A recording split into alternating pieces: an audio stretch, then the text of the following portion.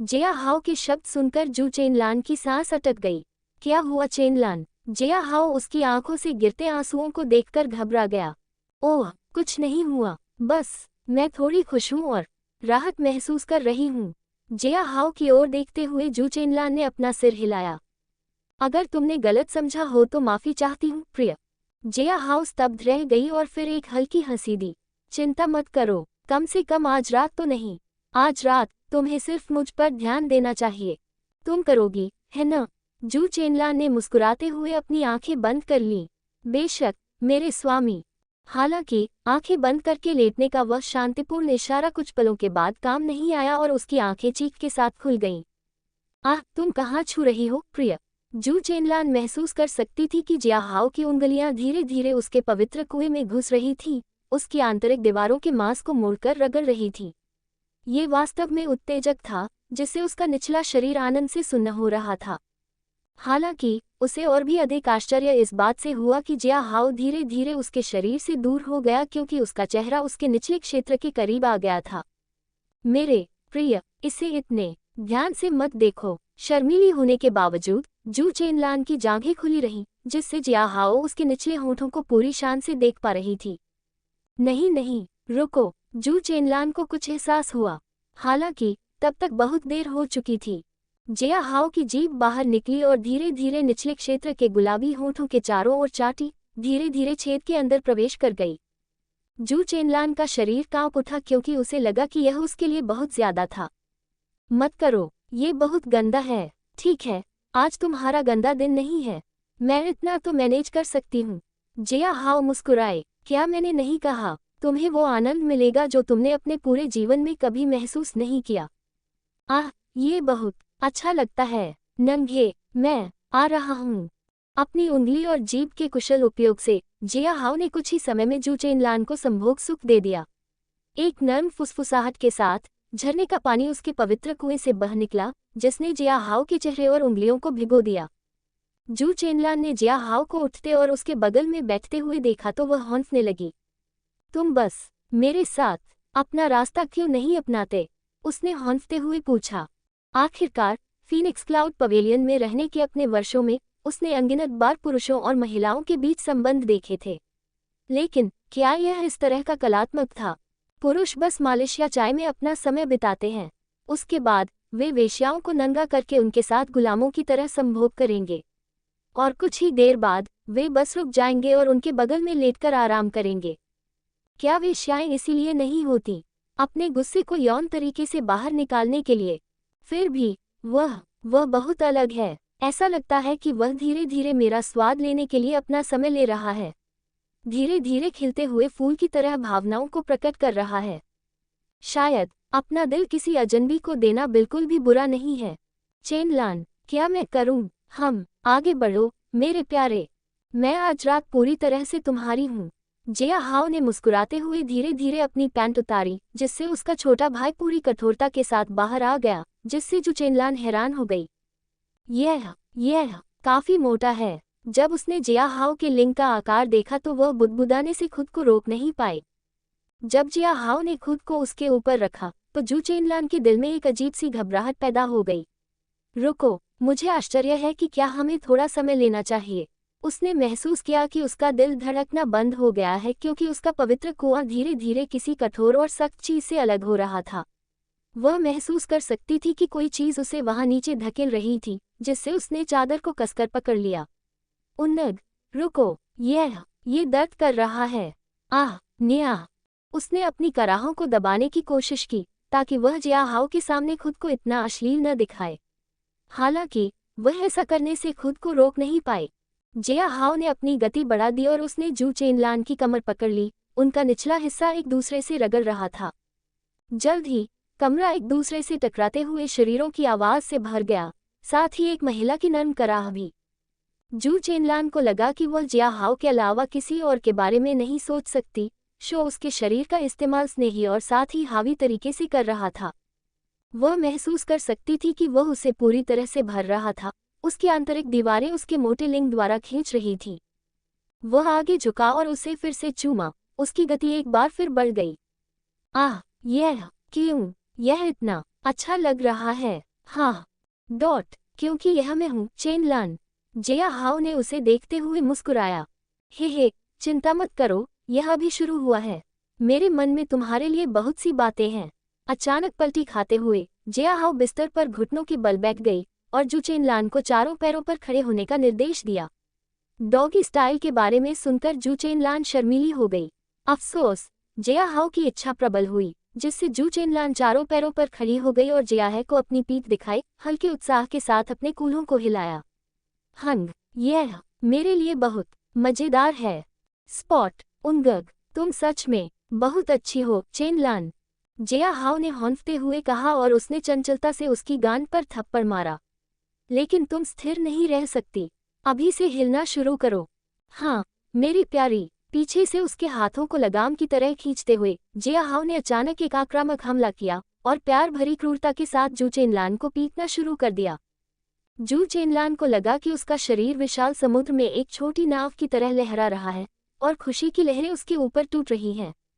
तारांकन पा पा पा पा पा पा पा पा पा उसकी पूरी तरह से आकार की गांड हल्की लहरों से लहरा रही थी क्योंकि जिया हाओ अपने कूल्हों को हिलाता रहा, जिससे उसका लिंग जू चेनलान की आंतरिक दीवारों के खिलाफ रगड़ रहा था। आह आह, मैं कमिंग कर रहा हूँ, चेनलान, मैं भी झड़ रहा हूँ। आह, एक जोरदार कराह के साथ जू चेनलान ने एक बार फिर से संभोग किया। हालांकि उस पल में उसने जिया हाओ की छड़ी को अंदर धड़कते हुए महसूस किया और उसके बाद एक तार जैसा गर्म तरल उसके पवित्र कुएं के अंदर बह गया, जिससे वह पूरी तरह से भर गया। जू परिवार उत्तरी जिचांग शहर में एक अमीर व्यापारी परिवार हुआ करता था। हालांकि मेरे दादाजी राजधानी शहर में एक प्रसिद्ध कबीले के साथ एक बड़ी साजिश में शामिल हो गए। मेरे पिता पर शाही परिवार के खिलाफ साजिश रचने का आरोप लगाया गया, जिससे उन्होंने हमारे पूरे परिवार को गिरफ्तार कर लिया। पिता और माँ जेल में रहे, बड़ा भाई भाग गया और मैं लगभग जियाओफोंग डिवीजन को बेच दिया गया। हालांकि मास्टर व्हाइट क्रेन ने मुझे अंदर ले लिया और मुझे फीनिक्स क्लाउड पवेलियन में ले आए। उसने मुझे लंबे समय तक नहीं पढ़ाया, लेकिन मुझे पर्याप्त सामग्री दी ताकि मैं अपनी प्रतिभा को निखार सकूं। जिया हाओ बिस्तर पर लेट गई और जू चेनलान उसके साथ सो रही थी, धीरे से उसकी बाहों में लिपट गई। 2 दिन पहले मुझे एक खबर मिली। शेन परिवार के दूसरे युवा मास्टर ने मुझे एक पत्र लिखा, जिसमें बताया कि मेरा भाई उसके द्वारा पकड़ा गया है और अगर मैं उसे रिहा करना चाहता हूँ तो मुझे। जिया हाओ ने ये सुनकर गहरी सांस ली। तुम इतना कैसे सुनिश्चित हो सकते हो कि उसने तुम्हारे भाई को पकड़ लिया है? उस पत्र के साथ एक अंगूठी भी थी जो मेरे बड़े भाई ने पहनी थी। एक आह भरते हुए जिया हाओ ने जू चेनलान के बालों को सहलाया। कोई बात नहीं, तुम्हें इसके बारे में चिंता करने की जरूरत नहीं है। मैं तुम्हारी मदद करने की पूरी कोशिश करूंगा। तुमने मेरी पहले ही काफी मदद कर दी है, प्रिय। मुझे निर्णय लेने का साहस देकर तुमने मेरी पहले ही मदद कर दी है। काश हम किसी अलग, बहुत सामान्य परिस्थिति में मिलते। अफसोस की कोई दवा नहीं है, चेनलान। जिया हाओ मुस्कुराए। कोई केवल अतीत से सीख सकता है और बेहतर भविष्य की ओर बढ़ सकता है। अनग, लेकिन मुझे मानना पड़ेगा, तुम में बहुत सहन शक्ति है। जू चेनलान ने जिया हाओ की ओर देखते हुए अपनी पीठ को झुकाया। भले ही मेरे पास नीली आंतरिक क्यूई और आम लोगों की तुलना में अधिक सहन शक्ति और ताकत हो, लेकिन मैं तुम्हारे कारण अपने पैरों को महसूस नहीं कर सकती। हे, तुम बहुत सुंदर हो। मैं मदद नहीं कर सकती। बेशर्म, जू चेनलान ने खिड़की से बाहर देखते हुए अपने होंठ सिकुड़े। अरे, मुझे उम्मीद नहीं थी कि सुबह हो चुकी है। समय वास्तव में किसी का इंतजार नहीं करता। ये सुनकर जिया हाओ भी हैरान हो गया। धीरे से उठते हुए उसने अपनी बाहें फैलाईं। जू चेनलान भी उठी और जिया हाओ को लबादा पहनने में मदद की। पीछे मुड़कर जिया हाओ ने एक चाकू और एक मैनुअल निकालने से पहले एक पल सोचा। ये चाकू लो, यह एक विशेष स्टील से बना है और इस मैनुअल को विंड पार्टिंग स्वॉर्ड आर्ट कहा जाता है। जिया हाओ ने सावधान स्वर में कहा। ये तो एक अजीबोगरीब तोहफा है, यंग लॉर्ड। जू चेनलान मुस्कुराए, लेकिन उसने इसे स्वीकार कर लिया। इतना सुंदर चाकू और उस पर पैटर्न, मैंने इसे पहले कभी नहीं देखा। लेकिन यह मार्शल आर्ट मैनुअल, ये थोड़ा, कृपया इसे रख लें, जिया हाओ ने जोर दिया। मुझे पता है कि कुछ दिनों तक इसका अभ्यास करना कठिन है, लेकिन मुझे उम्मीद है कि आप इसे करेंगे। धन्यवाद भाई जिया। हाँ, सुरक्षित रहें, मैं वापस आऊंगा। जिया हाओ ने पीछे मुड़कर नहीं देखा और वह मुड़ा और चला गया। जू चेनलान ने चादरों पर लाल रंग के चमकीले धब्बे को देखकर आह भरी, जिससे वह शर्मिंदा हो गई। अत्यंत स्नेह के साथ उसने उस हिस्से को काटा और बड़े करीने से उसे अपने दराज में मोड़ दिया। जब वह इमारत से गुजरा तो उसने देखा कि कई पुरुष संरक्षक पहले से ही उठ रहे थे, भोर के अंधेरे का फायदा उठाकर अपने घरों को वापस जाने की कोशिश कर रहे थे। हालांकि फीनिक्स क्लाउड पवेलियन की महिलाएं जिया हाओ को अजीब नज़र से देखती रहीं। जिज्ञासा, इच्छा और ईर्ष्या से मिश्रित एक नज़र। एक हल्की मुस्कान के साथ जिया हाओ बाहर चला गया क्योंकि वह ताज़ी हवा की सांस महसूस कर सकता था। पूर्वी आकाश हल्का लाल था। थका हुआ महसूस करने के बजाय वह अधिक तरोताजा महसूस कर रहा था। यह उल्लेख करने की आवश्यकता नहीं है कि वह डेंटियन के अंदर ऊर्जा की धारा भी महसूस कर सकता था। इच्छा के बीज का भ्रूण पूरा हो गया है, मुझे बस इसे अंकुरित करने की आवश्यकता है। हालांकि जब जिया हाओ वापस जा रहा था तो उसने दुर्भावनापूर्ण उपस्थिति की दो डोरियां महसूस की जो उसकी ओर लक्षित थीं। अपनी आंखें सिकुड़ते हुए उसने टहलने का नाटक किया, केवल अपने ऋषि की दिव्य आंखों का उपयोग करने और दो पुरुषों को वापस देखने के लिए। वे नींद में और अधिक क्रोधित दिख रहे थे। उनकी पीठ के पीछे चाकू जिया हाओ द्वारा छिपाया नहीं जा सका। मैं देख सकता हूँ, अपनी आंखों के बिना भी मैं बता सकता हूँ कि इन कमीनों को उस नियु लुओ और लेई किंजू द्वारा भेजा जाना चाहिए। जिया हाओ के होंठ मुड़े हुए थे क्योंकि वह चारों ओर देख रहा था, एक डबल मर्डर के लिए एक मधुर स्थान ढूंढ रहा था। वह इस मौके को हाथ से जाने नहीं दे सकता, उसे एक बर्तन में खाना है। रुको, जिया हाओ रुक गया और उसने पीछे मुड़कर देखा। उसने देखा कि दो आदमी उसकी ओर आ रहे हैं। हाँ, तुम कौन हो? तुम, उसने सच्ची जिज्ञासा और संदेह के साथ पूछा।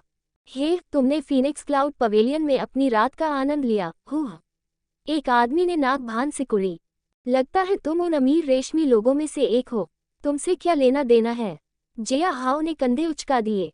अपना पैसा कमाओ और वहां जाओ, मैं तुम्हें नहीं रोक रहा हूँ। यू घमंडी कमीने, बात करना बंद करो और उसे खत्म करो। हालांकि मूर्ख की तरह खड़े होने के बजाय जिया हाओ का शरीर तेजी से आगे बढ़ा और उसने अपनी बाहें ऊपर उठाईं। भाड़ में जाओ, तुम मुझ पर हमला करने की हिम्मत कर सकते हो। वह आदमी घबरा गया और उसने अपना चेहरा छिपाने के लिए मुट्ठी उठाई। हालांकि अगले ही पल उसे एहसास हुआ कि यह छल था। तारानकन बूम, तारानकन, आह। थोड़ी देर प्रतीक्षा करने के बाद आदमी ने महसूस किया कि जिया हाओ की मुट्ठी उसकी कमर पर आ गई है, जिससे वह जमीन को चूम रहा है। हालांकि इससे पहले कि जिया हाओ खुद को स्थिर कर पाता, उसकी आंखों के सामने चांदी की चमक चमक उठी, जिससे उसका शरीर सहज रूप से पीछे की ओर झटका खा गया। साले, मर जा। वाह, चाकू निकाल ही लिया। जिया हाओ ने उपहास किया क्योंकि उसने देखा कि अधीनस्थ ने पहले से ही एक बड़ा चाकू इस्तेमाल किया हुआ है। इस बीच जो आदमी जमीन पर गिरा था वह धीरे धीरे कमर पकड़कर उठ खड़ा हुआ। बुरा नहीं, तुम लोग शरीर को मजबूत बनाने के क्षेत्र के 9वें चरण में हो, लेकिन औसत से बहुत बेहतर हो। जिया हाओ ने ठहाका लगाया। हे, बदमाश, तुम नहीं जानते कि तुमने किसे उकसाया। उस आदमी ने जिया हाओ को मारने के इरादे से देखते हुए नाक भान सिकुड़ी।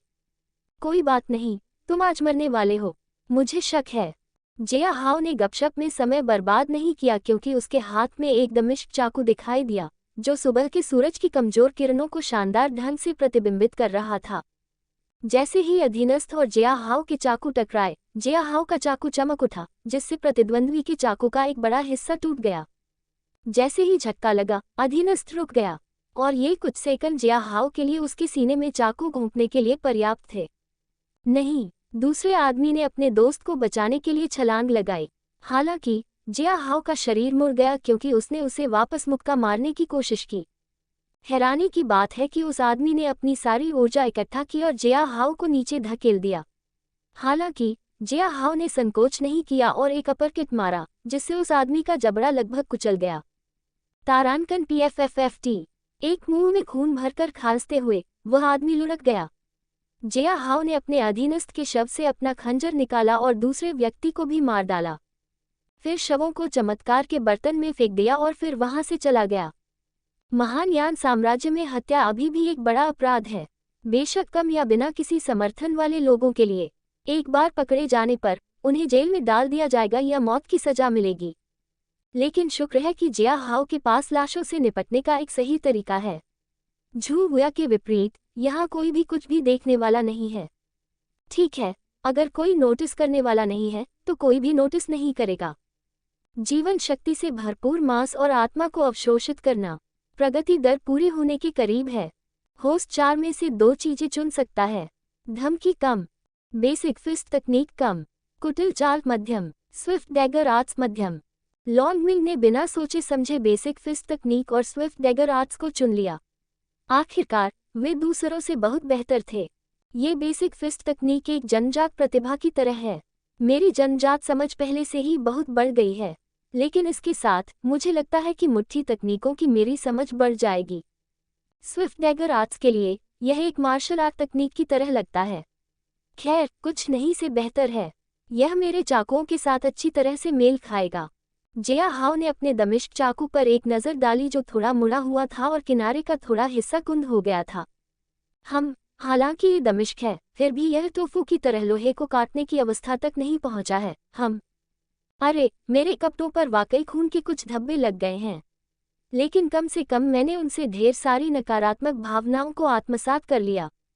6 desires my read thought arts के दूसरे अध्याय तक पहुंचने के बारे में सोचते हुए जिया हाओ उत्साहित होने से खुद को रोक नहीं सका। जब वह कई परिवार की जागीर में लौटा तो जिया हाओ परिवार के पहरेदारों और नौकरानियों के रवैये को थोड़ा बदलते हुए देख सकता था। हर कोई उसे ईर्ष्या, तिरस्कार, प्रशंसा और दया के मिश्रण से देख रहा था। जब वह अंदर गया तो उसने अचानक अपने ऊपर गहरी निगाहों का एक जोड़ा महसूस किया। हो, देखो किसने सुबह सुबह वापस आने का फैसला किया। जिया हाओ तुरंत घबरा गया जब उसने वह आवाज़ सुनी, पीछे मुड़कर देखा और कई यूनहाई को मुस्कुराते हुए देखा। आह, गुड मॉर्निंग ससुर जी। जिया हाओ ने सिर हिलाते हुए अपना सिर खुजलाया। सिल्क और छाया का गीत, कविताएं लिखने की आपकी क्षमता बहुत अच्छी है। जिया हाओ का चेहरा ये सुनकर काला पड़ गया। क्या ये वही कविता नहीं है जो मैंने कल रात लिखी थी? जानकारी इतनी तेजी से कैसे फैल गई? या यह वे 2 कमीने हैं जिन्होंने यहाँ आग भड़काई? भाड़ में जाओ, मैं उन्हें मार डालूंगा। जिया हाओ ने कई यूनहाई की ओर मुस्कुराते हुए अपनी सांसों में शाप दिया। मुझे नहीं पता कि आप किस बारे में बात कर रहे हैं ससुर जी। दुस्साहसी, कई यूनहाई ने दहाड़ लगाई जिससे जिया हाओ के कान का पर्दा लगभग फट गया। तुम्हारी हिम्मत कैसे हुई फीनिक्स क्लाउड पवेलियन में मौज मस्ती करने की? तुम वहां वेश्याओं का आनंद ले रहे थे जबकि मेरी बेटी अपने शयन कक्ष में शोक मना रही थी। हालांकि ये तुम्हारी बेटी ही थी जिसने मुझे वहां जाने के लिए कहा था। जिया हाओ ने अपने शब्दों को निगल लिया क्योंकि वह जल्दी से समझाने की कोशिश कर रहा था। ससुर जी, आप बस। सेंट ने मुझे गलत समझा। मैं वहां किसी और महिला के लिए नहीं गया था, इसलिए मैं नानहाई शहर की साहित्यिक प्रतिभाओं को देख सकता हूँ। क्या तुम्हें नहीं पता, यहीं पर ज्यादातर बुद्धिजीवी इकट्ठा होते हैं, शराब और महिलाओं के साथ कहानियों और कविताओं पर चर्चा करते हैं, नहीं? फिर जू चेनलान के तलवार नृत्य को देखने के बाद तुम्हें सीधे यहाँ वापस आ जाना चाहिए था। तुम पूरी रात क्या कर रहे थे? ससुर को फीनिक्स क्लाउड पवेलियन के बारे में इतना कैसे पता है? जब तक कि तुम क्या कहना चाह रहे हो? कई यूनहाई हैरान रह गया। सिर्फ इसलिए कि मैं वहां नहीं गया, इसका मतलब यह नहीं है कि मुझे फीनिक्स क्लाउड पवेलियन के कामकाज के बारे में नहीं पता। क्या ऐसा है? जिया हाओ ने अनभिज्ञता जताई, लेकिन मुझे लगा कि कोई महिला किसी बिग ब्रदर हाई के बारे में पूछ रही है। क्या उसके पास तरबूज जैसे स्तन, एक चुलबुली गांड, भूरी आंखें और होठों के नीचे एक तिल था? सेया यूनहाई ने अचानक पूछा। उद्धरण चिन्ह ... उद्धरण चिन्ह। जब कई यूनहाई ने जिया हाओ की घूरती निगाह देखी तो उसे एहसास हुआ कि वह उसके जाल में फंस गया है। यो तुम छोटे कमीने, चलो मैं तुम्हें ढंग से शिष्टाचार सिखाता हूँ। वाह रुको ससुर जी, मैं तो बस मजाक कर रहा था। जिया हाओ ने जल्दी से पीछे हटते हुए देखा कि कई यूनहाई पर जानलेवा आभा छा गई है। इसके अलावा मुझे बहुत सी जानकारी मिली है, खास तौर पर मूनलाइट रेपिस्ट के बारे में। क्या? कई यूनहाई चौंक गया क्योंकि उसकी आभा गायब हो गई थी। वह आश्चर्य से जिया हाओ को देख रहा था। क्या तुम सच कह रहे हो? मुझे धोखा देने की कोशिश मत करो। मेरा विश्वास करो ससुर जी। क्या मैंने कभी ऐसा कुछ कहा है जो मैं नहीं कर सकता? जिया हाओ मुस्कुराए। केवल इतना ही नहीं, लेकिन मुझे पहले से ही पता है कि वह कहाँ रहता है और कब जाने की योजना बना रहा है। ये सुनते ही सेया यूनहाई के चेहरे पर गंभीरता छा गई। तो फिर तुम मुझे अभी क्यों बता रहे हो? क्या हमें जाकर उसे पकड़ नहीं लेना चाहिए? ससुर जी, आप बहुत सीधे साधे हैं। जिया हाओ ने अपना सिर हिलाया। सिटी मजिस्ट्रेट के चुनाव के लिए दूध कला रहे हैं, है न? हम कल तक इंतजार क्यों नहीं करते? क्या होगा अगर वह भाग गया? सेया युनहाई ने भौहें सिकुड़ी। वह घायल है, उसे कहाँ जाना चाहिए? जिया हाओ ने मुस्कुराते हुए कहा। और मेरा विश्वास करो ससुर जी, कल हम सभी को कई परिवार की क्षमता का प्रदर्शन दे सकते हैं। हाँ हाँ हाँ, अच्छा, बहुत अच्छा। तय युनहाई ने जिया हाओ को देखते हुए हंसते हुए कहा, तुमने बहुत अच्छा काम किया। हालांकि जिया हाओ ने फिर से उस खतरनाक आभा को महसूस किया। जब तय युनहाई ने अपने कंधे को जकड़ लिया, उसके चेहरे पर अभी भी मुस्कान थी। तुमने अभी भी फीनिक्स क्लाउड पवेलियन में जाकर परिवार के नियमों का उल्लंघन किया है। इसलिए तुम्हें पूरे दिन दीवार की ओर मुंह करके रहना होगा और रात को खाना होगा। रुको ससुर जी, तुम नहीं कर सकते। बूढ़े यांग, उसे ले जाओ। अचानक बूढ़ा यांग 2 गार्डों के साथ प्रकट हुआ। एक समान मुस्कुराते हुए चेहरे पर उसने 2 गार्डों को जिया हाओ को ले जाने का इशारा किया। बूढ़े यांग, तुम मेरे साथ ऐसा नहीं कर सकते। क्या तुम नहीं थे? अहम, युवा भगवान जिया, सब कुछ तुम्हारी भलाई के लिए हो रहा था। बूढ़े यांग ने जिया हाओ के शब्दों को बीच में ही काटते हुए जल्दी से कहा। जैसे ही उसे घसीटा गया, बूढ़े यांग ने हल्की मुस्कान के साथ कई युनहाई को देखा। मुझे उम्मीद नहीं थी कि वह वास्तव में उस कमीने को ढूंढ पाएगा। मुझे भी नहीं, कई युनहाई ने आह भरी। हालांकि उसने ऐसा किया। वह जितना मैंने सोचा था उससे कहीं ज्यादा होशियार और सक्षम है। मैं वास्तव में उत्सुक हूं कि वह भविष्य में कितना आगे जाएगा। Dot dot dot dot. प्रतिबिंब का कमरा सूरज की रोशनी के लिए एक खिड़की के साथ एक छोटे से सेल की तरह था। हालांकि जिया हाओ के वहां बैठने पर यह साफ हो गया था। अरे, क्या तुम अपने दामाद के साथ ऐसा व्यवहार करोगे? जिया हाओ ने मन ही मन बड़बड़ाया। हालांकि ये वास्तव में ध्यान के लिए एक अच्छी जगह थी, बिना किसी परेशानी के।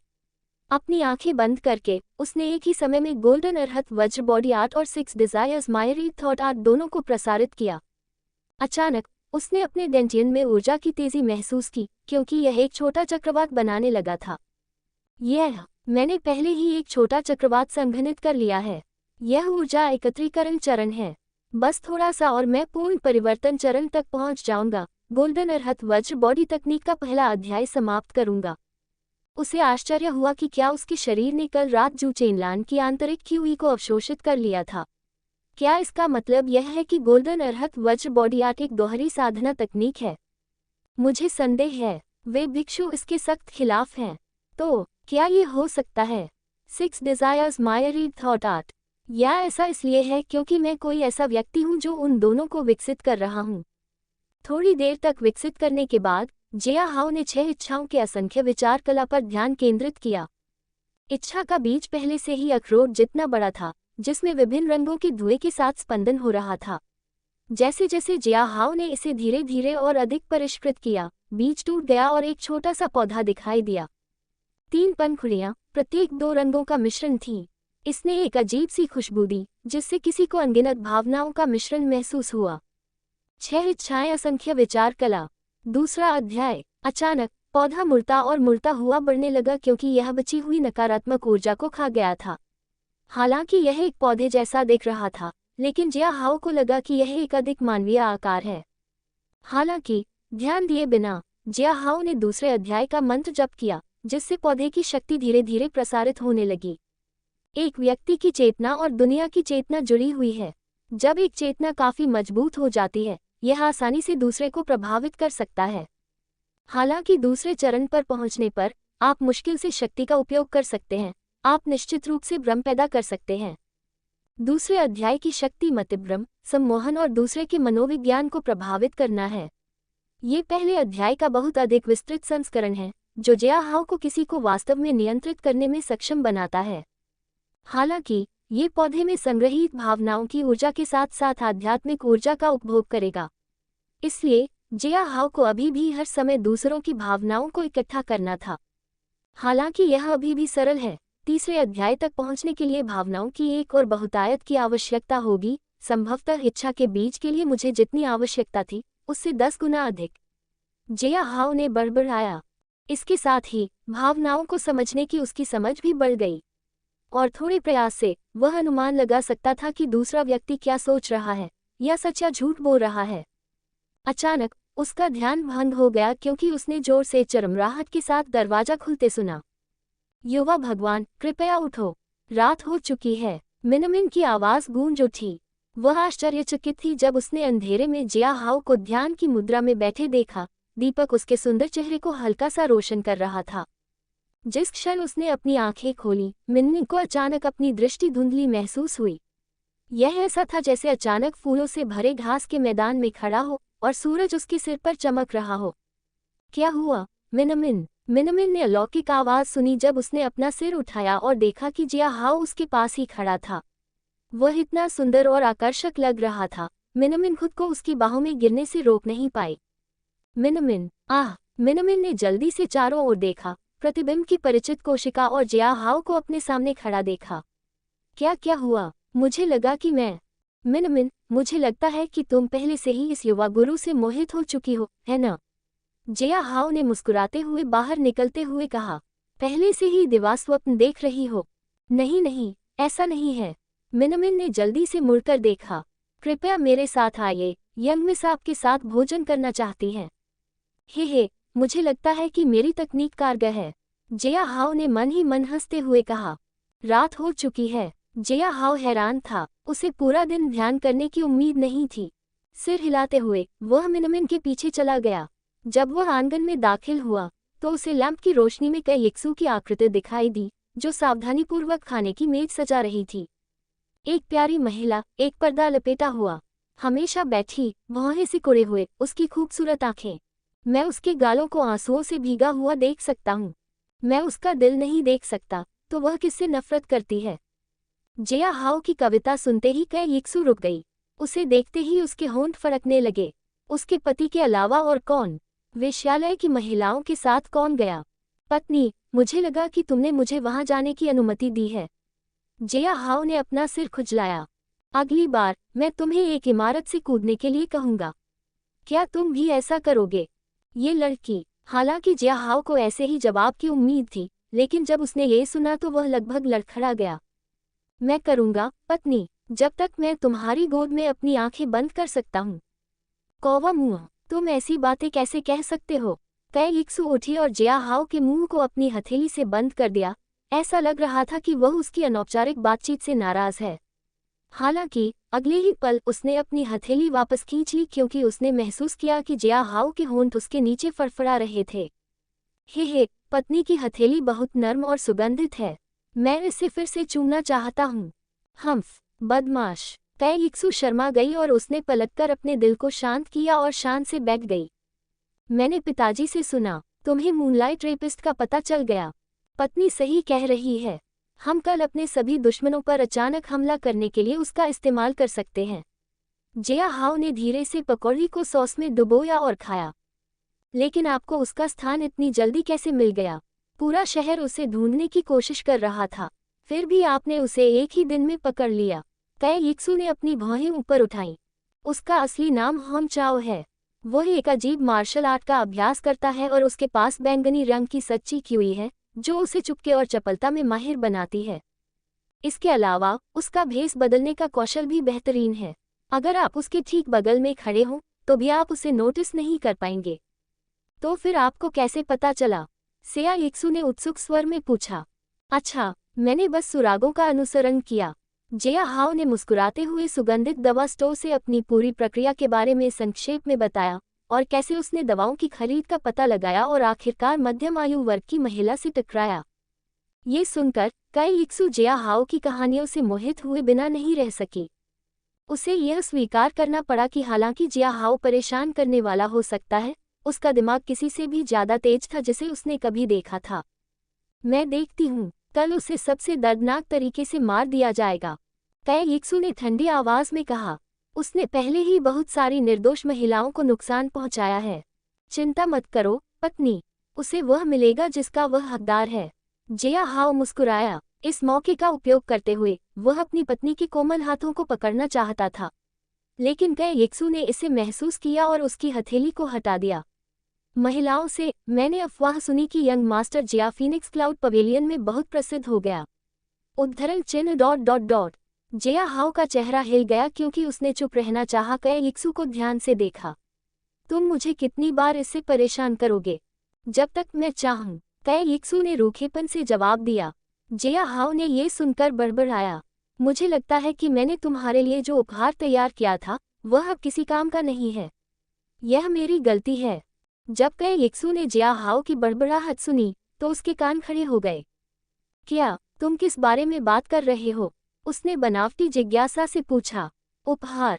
उपहार? कौन सा उपहार? मेरे पास तो कुछ भी नहीं है। जिया हाउ ने उसे देखते ही ठहाका लगाया।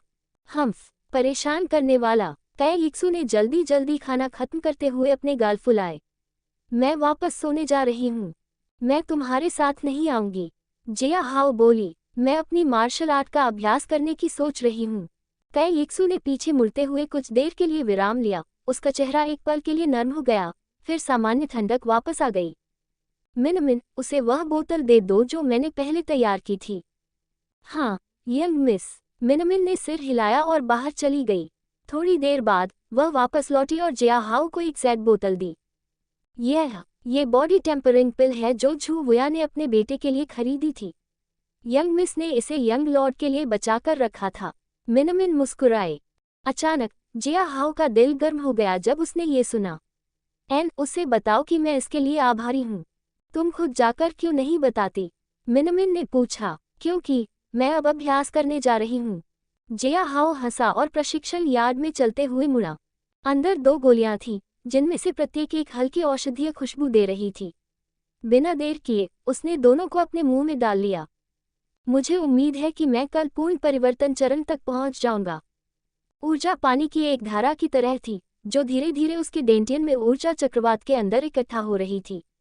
जितनी ज्यादा ऊर्जा वह खा रहा था उतनी ही बड़ी और तेज होती जा रही थी। अचानक जिया हाउ को लगा कि शरीर के सभी अंग ऊर्जा की धाराओं द्वारा चक्रवात से जुड़े हुए हैं। कई घंटों तक चक्रवात को खिलाने के बाद चक्रवात धीरे धीरे बढ़ने के बजाय धीमा होने लगा। ऊर्जा एकत्रीकरण और पूर्ण परिवर्तन चरण बस एक दूसरे से जुड़े हुए हैं, जैसे एक बड़ा चरण 2 छोटे क्षेत्रों में विभाजित है। ऊर्जा एकत्रीकरण चरण में व्यक्ति को ऊर्जा के सभी तारों को डेंटियन में ऊर्जा चक्रवात से जोड़ना होता है। उसके बाद व्यक्ति को तब तक पर्याप्त ऊर्जा का निर्माण करना होता है जब तक कि चक्रवात पूरा न हो जाए, और उस ऊर्जा को तब तक परिष्कृत करना होता है जब तक कि वह शुद्ध न हो जाए।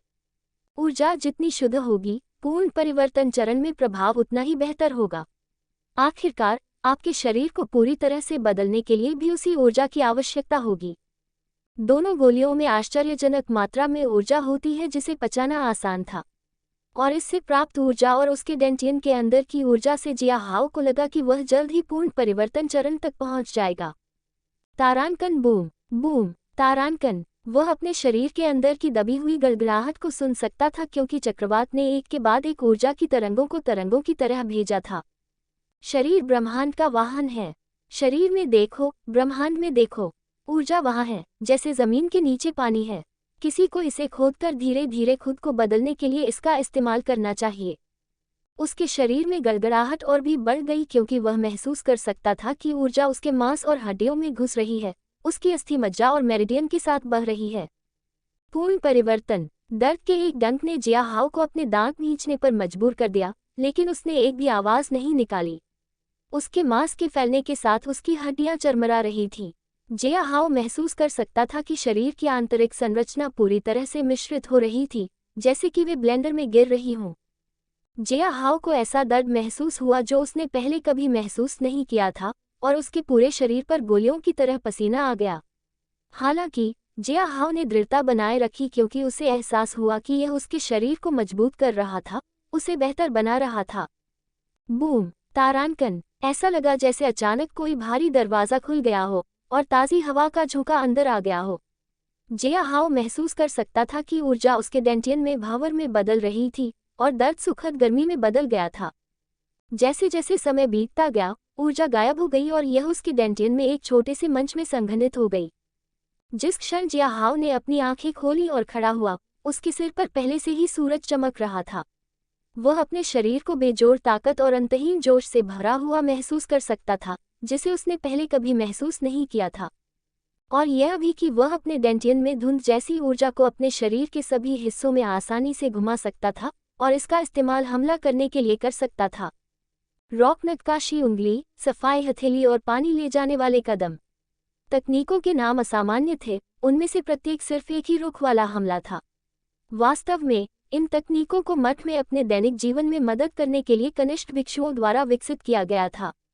हालांकि किसी को उनके साधारण नामों के कारण उन्हें कम नहीं समझना चाहिए।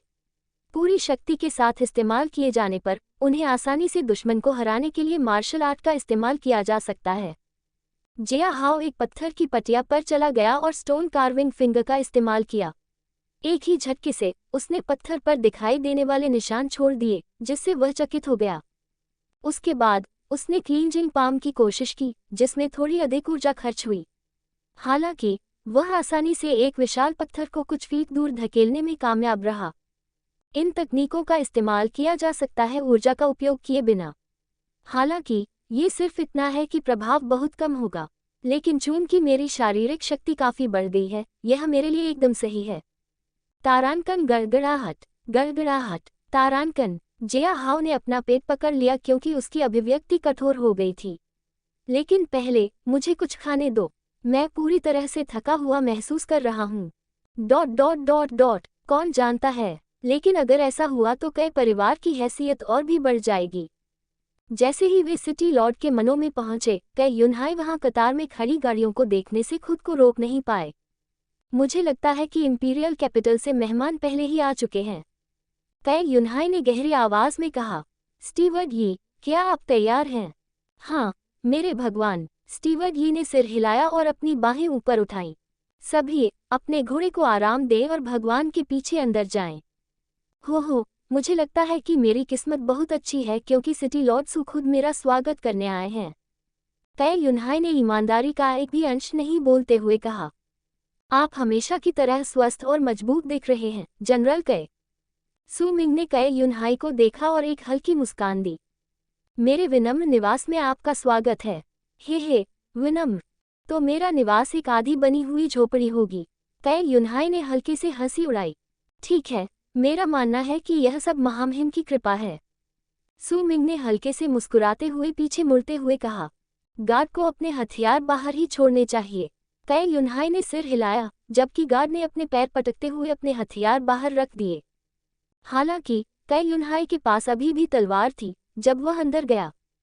जब वह हॉल में पहुंचा तो उसने किसी का अभिवादन नहीं किया।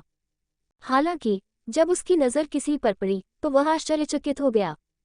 हिजड़े वे, तुम यहाँ आए हो जनरल कई, मुझे तुम्हें देखे हुए काफी समय हो गया है। हिजड़े वे ने अपने बगल में बैठे व्यक्ति को देखकर मुस्कुराया। कई यूनहाई ने उसे सम्मानपूर्वक झुककर प्रणाम किया और बैठ गया। यहाँ तक कि दिव्य मार्शल हॉल के वो किंगशु भी आए थे, है न? हे यूनहाई, मुझे आश्चर्य है कि तुम अभी भी जीवित हो। मैंने सुना है कि तुम्हारी बेटी ने किसी विद्वान से शादी की है और उसे अपने दामाद के रूप में स्वीकार कर लिया है। वो किंगशु ने हंसते हुए कहा। ठीक है, वह एक अच्छा बच्चा है, मुझे ऐसा करने में कोई समस्या नहीं दिखती। कई यूनहाई ने कंधे उचका दिए। कुछ ऐसे लोगों के विपरीत जो मेरे कीमती खजाने पर नजर गड़ाए हुए थे।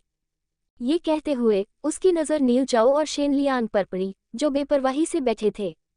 बहुत अच्छा, चूंकि सभी यहाँ हैं, तो क्यों न मैं शाही आदेश पढ़ूं? नपुंसक वे खड़ा हो गया और उसकी नज़र पूरे हॉल पर पड़ी। जब उसने स्क्रॉल पकड़ा तो सभी अपने घुटनों पर बैठ गए, क्योंकि सम्राट के आदेश को सुनना रिवाज था। देखो, स्वर्ग के पुत्र के आदेश के आगे झुको। महान यान के सम्राट ने ये डिग्री जारी की है।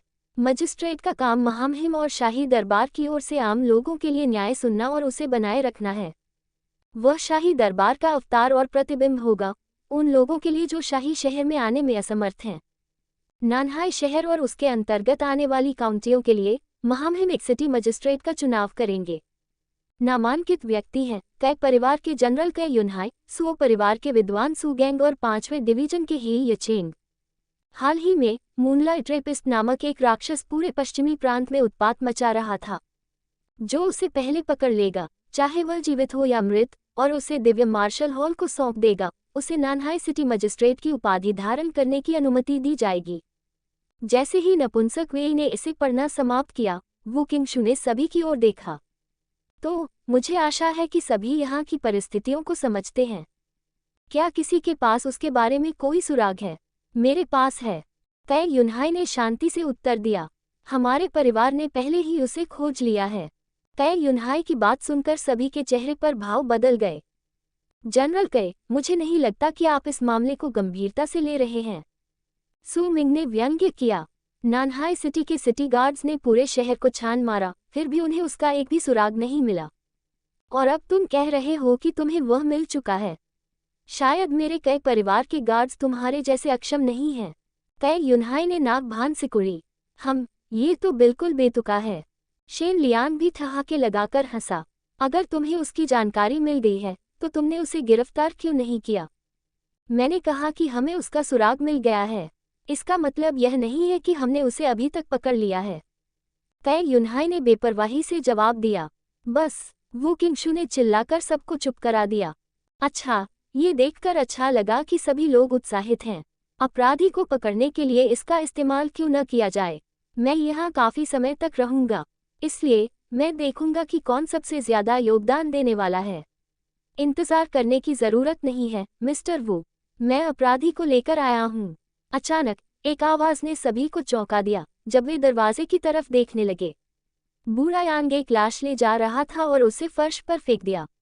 जिया हाओ उसके पीछे खड़ा था, बिना कुछ कहे। जब लाश जमीन पर गिरी तो हर कोई उसे देखने के लिए उत्सुक हो गया। कृपया जांच लें कि क्या यह मूनलाइट रेपिस्ट है, हुन चाओ। बूढ़े यांग ने अपनी मुट्ठी बांधी और बोला। वू किंगशू जल्दी से लाश के पास गया। उसके बगल में बैठकर उसने ध्यान से उसकी जांच की। वह हाल ही में मारा गया था और यह एक संघर्ष था। उसने कम कौशल और अनुभव वाले प्रतिद्वंद्वी के खिलाफ लड़ाई लड़ी, लेकिन चूंकि वह घायल था इसलिए वह हार गया और अंत में मारा गया। बस इतना ही है कि शरीर थोड़ा सिकुड़ा हुआ लग रहा है, वू लियान बोला। ये बेतुका है, सू मिंग चिल्लाया। किसी ने मूनलाइट रेपिस्ट का चेहरा नहीं देखा था। आप इतना यकीन कैसे कर सकते हैं कि यह वही है जिसने उसे घायल किया? आप उससे पूछ सकते हैं। आप शहर के गार्ड के कप्तान को क्यों नहीं बुलाते? तय युनहाई ने सू मिंग को देखा और बोला। वास्तव में हम उससे इसकी पुष्टि करवा सकते हैं, वू किंगशू ने उत्तर दिया। लेकिन मैं देख सकता हूं कि यह व्यक्ति एक कुशल मार्शल कलाकार है और उसके पास बैंगनी क्यूई है जो हमारे मूनलाइट रेपिस्ट के फ्रेम से मेल खाती है। जल्द ही गार्ड कैप्टन आ गया और लाश को देखा। कमर की ओर इशारा करते ही उसका भाव बदल गया। वहां मैंने अपनी सारी आंतरिक क्यूई का इस्तेमाल उसकी कमर पर वार करने के लिए किया, लगभग उसके डेंटियन को छेदते हुए। ठीक है, आप देख सकते हैं कि उसकी कमर में एक गहरा घाव है। ये तो बताने की जरूरत नहीं है कि हमें ये उसके ठिकाने से मिले थे। बूढ़े यांग ने पिछले कुछ दिनों में खरीदे गए सोने और औषधीय जड़ी बूटियों के कुछ हजार टेल जमा कर लिए, इसलिए मुझे विश्वास है कि इसमें कोई संदेह नहीं है कि वह कुख्यात मूनलाइट रेपिस्ट हुन चाओ है। बूढ़े यांग ने कई युनहाई की ओर मुट्ठी बांधते हुए अपनी बात समाप्त की। हॉल में सन्नाटा और भी ज्यादा गगनभेदी हो गया। जिया हाओ ने नियू परिवार, सू परिवार और शेन परिवार के सदस्यों के भावों को देखकर आनंद लिया। हालांकि इस कमीने को मारना आसान नहीं था। सुबह सुबह जिया हाओ ने ओल्ड यांग और कुछ शक्तिशाली कई परिवार के पहरेदारों को साथ लिया और खुद को आम लोगों की तरह प्रच्छन्न कर लिया। हालांकि मेरी शक्ति बढ़ गई है, लेकिन मेरे पास एक शक्तिशाली बैकअप होना बेहतर है, उसने मन ही मन सोचा और उन्हें हॉन चाओ के ठिकाने पर ले गया। ओल्ड यांग, इस घर और खासकर पिछले दरवाजे को घेर लो, उसे यहाँ से जिंदा नहीं जाना चाहिए। जिया हाओ ने बिना किसी हिचकिचाहट के आदेश दिया। तुम्हारे बारे में क्या, यंग लॉर्ड? ओल्ड यांग ने जल्दी से पूछा। मैं निश्चित रूप से उससे लड़ने जा रहा हूँ। नहीं, मैं ऐसा नहीं होने दूंगा। क्या तुम मारे जाने की कोशिश कर रहे हो? जिया हाओ की आवाज सुनकर ओल्ड यांग घबरा गया। एक हल्की मुस्कान के साथ जिया हाओ मुड़ा और मुख्य द्वार की ओर चल दिया। चिंता मत करो ओल्ड यांग, मुझे कुछ नहीं होगा, बस यहीं रहो और देखो। ये कहते हुए जिया हाओ ने अपना चाकू निकाला और धीरे धीरे एक छेद बनाया और उसका इस्तेमाल करके उसने दरवाज़ा खोला। इसे खोलते हुए वह बिना ज्यादा आवाज़ किए धीरे धीरे अंदर चला गया। जिया हाओ ने अपने ऋषि की दिव्य आंखों का उपयोग करते हुए पूरे घर में दवाइयों की गंध भर दी। और तुरंत पाया कि हान चाओ अपने घाव पर औषधीय लेप लगाए हुए गहरे ध्यान में है। क्या तुम अपने घर आए मेहमान का स्वागत नहीं करने जा रहे हो? जब आवाज उसके कानों में पड़ी तो हान चाओ की आंखें खुल गईं। हालांकि इससे पहले कि वह कुछ कर पाता, उसने अपनी आंखों के ठीक सामने एक मुट्ठी देखी। सहज रूप से उसने अपना हाथ उठाया, अपना चेहरा ढकने की कोशिश की। तारांकन बूम! जमीन पर गिरते हुए हान चाओ दर्द से कराह उठा, लेकिन वह तेजी से उठ खड़ा हुआ और जिया हाओ को आश्चर्य और गुस्से से देखने लगा। कमीने, तो ये तुम थे? हम्फ, मुझे तभी पता चल जाना चाहिए था। अच्छा, बहुत देर हो गई। जिया हाओ हंसते हुए हान चाओ की ओर दौड़ी, लेकिन इससे पहले कि वह उसे मार पाता, हान चाओ ने जिया हाओ की बांह पकड़ी और उसे मोड़ दिया। तुम्हारे जैसा बदमाश मुझे मारने की कोशिश कर रहा है, क्या बर्बादी है? जिया हाओ दर्द से कराह उठा और उसने अपनी दूसरी मुट्ठी उठाकर उसे मुक्का मारने की कोशिश की, लेकिन हान चाओ ने उसे दूर फेंक दिया। जमीन पर गिरते हुए जिया हाओ ने फिर से उठने की पूरी कोशिश की, लेकिन हान चाओ उससे पहले ही आ गया। ये लो! उसकी हथेली बैंगनी धुएं के निशान से ढकी हुई थी जो जिया हाओ की छाती की ओर तेजी से आ रही थी। हालांकि जिया हाओ का हाथ चमक उठा और उसने खंजर निकाला और पूरी तेजी से वार किया। तारांकन स्विश! तारांकन! आह! हान चाओ ने एक दर्दनाक चीख निकाली और खून और कटी हुई उंगलियां हवा में उड़ गईं। ध्यान भटकाने के उस पल ने जिया हाओ को हान चाओ पर क्लींजिंग पाम अटैक का इस्तेमाल करने का मौका दिया। ऊर्जा जुटाते हुए उसकी हथेली हान चाओ के सोलर प्लेक्सस पर जा गिरी। एक जोरदार धमाके के साथ हान चाओ पीछे की ओर गिर गया और उसके मुंह से खून निकल आया। जैसे ही जिया हाओ ने उस पर छलांग लगाए, हान चाओ अचानक लुढ़क गया और अपने पैरों पर खड़ा हो गया। कमीने, अगर मैं घायल नहीं होता तो? शर्मिंदा होकर उसने पीछे मुड़कर भागने की कोशिश की, लेकिन जिया हाओ ने पहले से ही इसके लिए तैयारी कर रखी थी। आगे की ओर उछलते हुए उसकी उंगलियां चील के पंजे की तरह लहराईं। हान चाओ के कपड़ों के कपड़े फाड़ दिए और उसकी पीठ पर खून के निशान छोड़ गए। एक उंगली ने उसके घाव को उत्तेजित किया, जिससे वह जोर से चिल्लाया और आगे की ओर लड़खड़ाया। बिना किसी हिचकिचाहट के जिया हाओ ने अपना चाकू निकाला और उस पर जोर से वार किया। कराहते और हौंकते हुए हान चाओ ने संघर्ष किया, लेकिन जल्द ही उसका शरीर बेजान हो गया क्योंकि उसके नीचे खून का तालाब घना हो गया। मांस और खून को सोखते हुए लाश को पूरा छोड़ दो, जिया हाओ ने आग्रह किया। आखिरकार उसे सबूत चाहिए। होस्ट 2 चुन सकता है कौशल काओ। लुप्त होते चंद्रमा के चरण मध्यम। कम युआन ऊर्जा कला मध्यम। भेस की कला उच्च। लाल लोहे की कृपाण कला उच्च। जिया हाओ एक पल के लिए विचारमग्न हो गया जब उसने विकल्प देखे। वे सभी आकर्षक लग रहे थे, जिससे वह उनमें से किसी 2 को चुनने में असमर्थ था। अचानक दरवाजा खुल गया और ओल्ड यांग अंदर घुस आया। यंग लॉर्ड, क्या आप ठीक हैं? यह जिया हाओ ने कुर्सी पर बैठते हुए सिर हिलाया। मैं ठीक हूँ, बस इतना है कि हमारे बीच बहुत जोरदार लड़ाई हुई थी। यंग लॉर्ड, आप उसे हराने में कामयाब रहे। ओल्ड यांग लाश की ओर चला गया और उसने पूछा, और किसने उसे मारा? जिया हाओ ने अपनी आंखें घुमाई। नहीं, ये बस, क्या आप विद्वान नहीं थे? ओल्ड यांग ने उसकी ओर देखा। जब मैं पहली बार तुमसे मिला था तो मुझे तुम्हारी आंतरिक ऊर्जा का एक भी धागा महसूस नहीं हुआ था। फिर भी कुछ खास नहीं, ये सिर्फ कुछ घटिया चालें हैं। और आखिरकार वह घायल हो गया था। जिया हाओ ने ठहाका लगाया। वास्तव में, हालांकि उसके पास ताकत थी, फिर भी हान चाओ उसे पीछे धकेलने में कामयाब रहा। उसकी मुट्ठी की तकनीकें थोड़ी अप्रभावी थीं क्योंकि हान चाओ उसे चकमा देने और पकड़ने में कामयाब रहा। हान चाओ को केवल एक चीज ने आश्चर्यचकित किया, वह था वह चाकू जो उसने अपने चमत्कारों के बर्तन से निकाला और उसकी उंगलियां काट दी, जिससे जिया हाओ को घातक प्रहार करने का मौका मिल गया। और उसे प्राप्त करने के बाद भी हान चाओ ने भागने की कोशिश की। मुझे स्वीकार करना होगा, गहरे बैंगनी कीवी की चपलता काफी कुछ है। अगर वह घायल नहीं होता तो मुझे उसका सामना करने में और भी मुश्किलें हो सकती थीं। वह बस अपने नए कौशल का परीक्षण करने के लिए एक प्रतिद्वंद्वी चाहता था, लेकिन जिया हाओ को हान चाओ को बहुत तेजी से मारना था, जिससे उसे बहुत कम युद्ध का अनुभव मिला। उठकर जिया हाओ ने कमरों के चारों ओर देखा, जो काफी सादे और खाली थे। आखिरकार हान चाओ के पास बहुत ज्यादा सामान नहीं था। हालांकि अपने ऋषि की दिव्य आंखों से उसने फर्श पर लकड़ी के तख्तों के नीचे एक छोटा सा छेद देखा। जब उसने इसे खोला तो उसे एक बड़ी बोरी मिली। 2 मार्शल आर्ट मैनुअल, 1 कृपाण और बैंक नोटों में 1 लाख टल सोना। जिया हाओ ने कान से कान तक मुस्कुराया। उसने लेसर युआन एनर्जी आर्ट और रेड आयरन सेबर तकनीक नामक 2 मैनुअल देखे।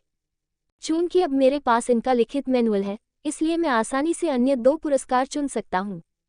जिया हाओ ने सिर हिलाया और फेडेड मून स्टेप्स और आर्ट ऑफ डिस्गाइज को चुना। अचानक एक गर्म धारा उसके शरीर में भर गई, जैसे कि उसके मस्तिष्क में नई जानकारी दिखाई दे रही हो। बिना किसी दूसरे विचार के जिया हाओ ने फेडेड मून स्टेप्स को निष्पादित किया और जमीन से कूद गया। उसके कदम हल्के थे क्योंकि वह बिना ज्यादा आवाज किए तेजी से कमरे में चला गया। जिया हाओ की चपलता तकनीक देखकर गार्ड और ओल्ड यांग घबरा गए। यंग मास्टर, वह क्या था? ओह, ये कुछ नहीं है। जिया हाओ ने रोकने की कोशिश करते हुए अपनी जीभ चिपकाई। हालांकि वह अपना संतुलन खो बैठा और आगे की ओर गिर गया, जिससे उसका सिर दीवार से टकरा गया। आउच! Young Lord! ओल्ड यांग ने जिया हाओ को पकड़ लिया, जिसने अपना माथा रगड़ा। लेकिन फिर भी एक गांठ दिखाई दी, जिससे वह बहुत मजेदार लग रहा था। तुम सब किस बात पर हंस रहे हो? जिया हाओ ने हाथ हिलाते हुए कहा। जाओ, शव और अन्य सबूत इकट्ठा करो। मैं इस बार तुम्हें कोई इनाम नहीं दूंगा। नहीं, ऐसा नहीं, यंग लॉर्ड। हमें माफ कर दो, यंग लॉर्ड। जिया हाओ ने उन्हें विनती करते हुए सुनकर मुस्कुराया। बस यही है, तुम्हें अपना सम्मान इसी तरह दिखाना चाहिए। हम्फ। सब कुछ खत्म होने के बाद सभी को 100 टल सोना मिलेगा। हाँ, यंग लॉर्ड अमर रहें। क्या बढ़िया दामाद है। ... हिजड़े वे ने महामहिम के आदेश का खुलासा किया और कुछ ही क्षणों बाद आप अपराधी की लाश लेकर आए। क्या ये बहुत संदिग्ध नहीं है? संदिग्ध पिछले कुछ दिनों से हमारी नज़र में था। आज हमें महत्वपूर्ण जानकारी मिली और हमने उसका सामना किया। दुर्भाग्य से वह मर गया। बूढ़े यांग ने शेन लियान को बेपरवाही से देखा। इसके अलावा यह उसका हथियार है। मुझे उम्मीद है कि यह कुछ अतिरिक्त सबूत प्रदान कर सकता है। हाँ, अच्छा, बहुत अच्छा। हिजड़े वे ने लाश को देखते हुए हंसा। वू किंगशु, क्या ये व्यक्ति मूनलाइट रेपिस्ट है? मुझे 9 में से 10 भाग यकीन है। वू किंगशु ने सिर हिलाया। बहुत अच्छा, मैं महामहिम को वापस रिपोर्ट करूंगा। वह जनरल कई की उपलब्धियों को जानकर प्रसन्न होंगे। हिजड़े वे ने कई युनहाई को देखते हुए मुस्कुराया। और कैप्टन यान के पीछे खड़े युवक, मुझे लगता है कि आप प्रतिभाशाली विद्वान दामाद हैं, जो कई परिवार में विवाहित हैं। जिया हाओ को पूरे शरीर में रोंगटे खड़े हो गए जब उसने हिजड़े वे की आवाज़ सुनी। उसकी स्त्रैण आवाज़ और उस भाव ने जिया हाओ को लगभग पीछे हटने पर मजबूर कर दिया। हालांकि जिया हाओ ने अपना संयम बनाए रखा। जूनियर जिया हाओ वेई गोंगगोंग का अभिवादन करते हैं। उसने सम्मानपूर्वक अपनी मुट्ठी बांधी।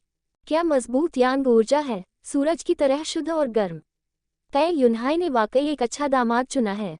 नपुंसक वेई जिया हाओ की ओर चला गया और उसके कंधे को सहलाया। अरे, मुझे उम्मीद है कि उसके मन में कोई अजीब विचार नहीं आ रहे होंगे। बहुत समय पहले नपुंसकों के बारे में सुनी गई सारी बातों के बारे में सोचते हुए जिया हाओ कांप उठे। क्या मजबूत और मर्दाना शरीर है।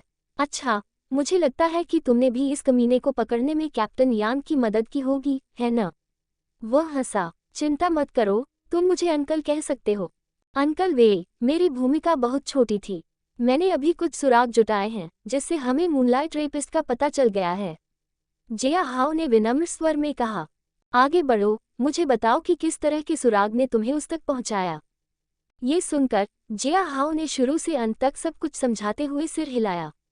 हालांकि उसने अधिकांश उपलब्धियों को भाग्य और नियति की ओर धकेलने की कोशिश की, लेकिन यूनुचवेई और वू किंगशु इस ऑपरेशन में जिया हाओ की सावधानी देख सकते थे। कोई आश्चर्य नहीं, वह सादे दृश्य में छिपा हुआ था, फिर भी लोगों को पता नहीं चला। यूनुचवेई ने सिर हिलाते हुए आह भरी। ठीक है, हालांकि मुझे उम्मीद नहीं थी। यह ऑपरेशन बहुत जल्दी खत्म हो गया। मैं वापस जाऊंगा और महामहिम को रिपोर्ट करूंगा। यूनुचवेई बोला। अगर कुछ और नहीं हुआ तो कई यूनहाई नानहाई शहर का सिटी मजिस्ट्रेट बन जाएगा। महान यान सम्राट अमर रहें। कई यूनहाई ने अपनी मुट्ठी बांधी और झुक गया। मैं अब जाता हूँ, मैं थोड़ा थका हुआ महसूस कर रहा हूँ। वह हल्के से हंसा और जाने के लिए मुड़ा। हाँ, तुम चालाक बूढ़े कमीने, तुमने सच में ऐसा किया, है न? वू किंगशु ने कई यूनहाई को देखते हुए जोर से हंसा।